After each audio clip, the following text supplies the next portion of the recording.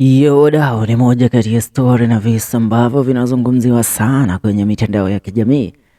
Tunaambiwa mambo ya wawili waliokuwa wamejifunika gauni moja na waliokuwa wamejifunika blanketi moja usiingilie. Mambo kagaja huenda yakaja na akija kitakuramba. Kwa wale ambao wamekuwa wakiongea mengi kuhusiana na uhusiano wa Samidoh na mkewe wa kwanza Edday Nderitu, kwa sasa wameachwa mataani. Ili baada ya mkewe wa kwanza Samidoh Edday Nderitu kuweza kumpokea Samidoh kule nchini Marekani, ambapo Samidoh amefika huku msimu huu kwa ajili ya kuonana na wanawe.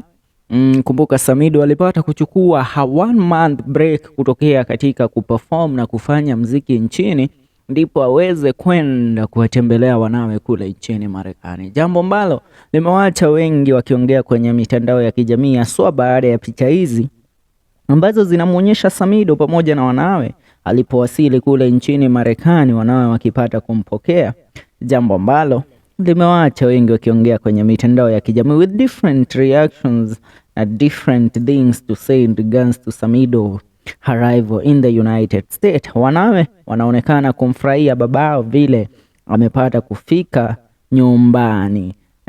Na kwa sasa this is what Kenyans are saying kwa sababu ya Samidoh kufika kule. Namona Lucy kama anasema kweli first wife is always the best. Jose Waka Subuki anasema wedo wito umetekurayana imba tu. Kijana wa Ngendo anasema that's a good move kiongozi. Lucy Paps anasema team nothing but prayers, au wengine mkasikia vibaya Senate.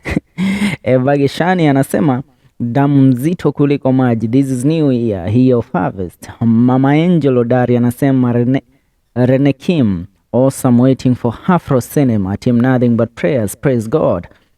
Carson Waweru anasema this is really good, children should get the best of their parents, wakiwa high adults can live na do what they want.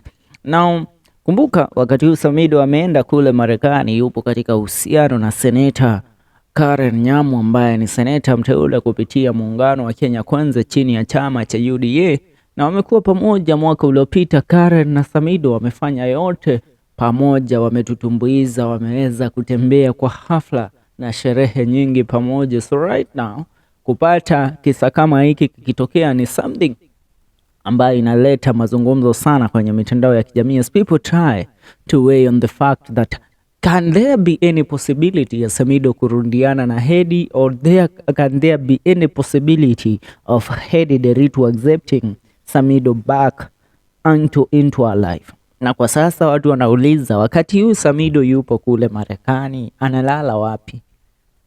Si ameenda kuona watoi eti wanalala nyumba moja na Edday? That's what's up and that's what is happening. Make sure una subscribe. Wakenya ni wengi na wana maoni mengi sana ya kusema kuhusiana na Samidoh kwenda Marekani kukutana na wanawe. So what is your say and what do you have to tell us in regards to this? Achia maoni yako kwenye comment section, tuungane in our next video.